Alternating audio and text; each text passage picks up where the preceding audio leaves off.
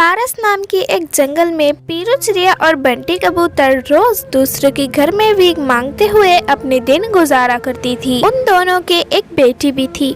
उन दोनों ने उस बेटी की नाम प्यार से पिंकी रखा था। पीरू चिड़िया अपने पति से कहती है, बंटी हमारी बेटी अब बड़ी हो रही है, हम उसे अच्छे परवरिश देंगे। हमारे जीवन तो भीख मांगते ही चले गए, मैं उसे भीख मांगते नहीं दूंगी, मैं उसे बहुत पढ़ाऊंगी। हाँ पीरू, मैं भी तो यही चाहता हूँ कि मेरी बेटी बहुत पढ़े, लेकिन भीख मांग के भी इतने पैसा कहाँ होता है कि मैं कोई दूसरा काम ढूंढ लूँ। पढ़ाई तो दूर की बात है, 2 टाइम का खाना भी अच्छे से नहीं जुट पाती है अभी। कि तभी दोनों पति पत्नी अपनी बेटी के भविष्य के बारे में बात कर रही होती है कि तभी काली कबूतर वहाँ से जाने लगती है। वो बंटी कबूतर और पीरू चिड़िया को भीख मांगते हुए देखकर सामने आती है। काली कबूतर कुछ खाने को दे दो, भगवान तुम्हारी भला करेगी।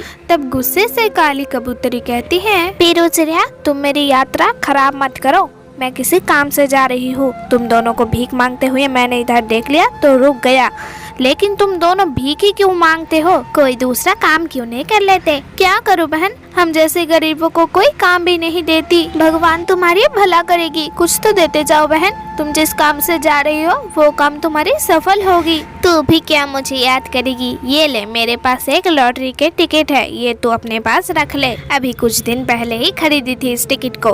देखो अगर तुम्हारी किस्मत अच्छी है तो लॉटरी लग जाएगी तुम्हारी यात्रा सफल हो। काली कबूतरी के जाने के बाद बंटी कबूतर पीरू कबूतरी से कहती है, पीरू घर जाकर इस टिकट को संभाल के रखना, मैं कल लॉटरी वालों के पास ये टिकट लेकर जाऊंगा। हाँ ठीक है जी, चलो अब शाम हो गई है, चलो घोंसले पर जाते हैं। अगले दिन सुबह बंटी कबूतर आप इस टिकट को लेकर लॉटरी वालों के पास चले जाओ, भगवान करे हमारी किस्मत अच्छी हो। सुजय भाई देखो तो इस लॉटरी का टिकट की क्या परिणाम आया है। सुजय भाई तभी लॉटरी के नंबर मिलाता है और कहता है, अरे बधाई हो बंटी कबूतर, तुम्हारी तो 10 लाख की लॉटरी लग गई है, तुम्हारी तो दिन ही फिर गई, ये लो तुम्हारे पैसे। बंटी कबूतर 10 लाख पैसे लेकर खुशी खुशी घर लौटती है। बंटी कबूतर के हाथ में रुपयों की बैग देखकर पीरू कबूतर तो बहुत खुश हो जाती है और उसकी इस खुशी में उसकी बेटी पिंकी कबूतरी भी शामिल हो जाती है।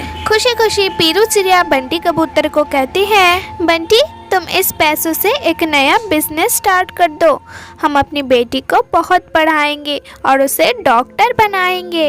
इसी तरह बंटी कबूतर और पीरू चिड़िया भीख मांगना छोड़ देती हैं और उस जंगल की सबसे अमीर चिड़िया बन जाती है और साथ ही जंगल की दूसरे गरीब चिड़िया को भी मदद करती थी।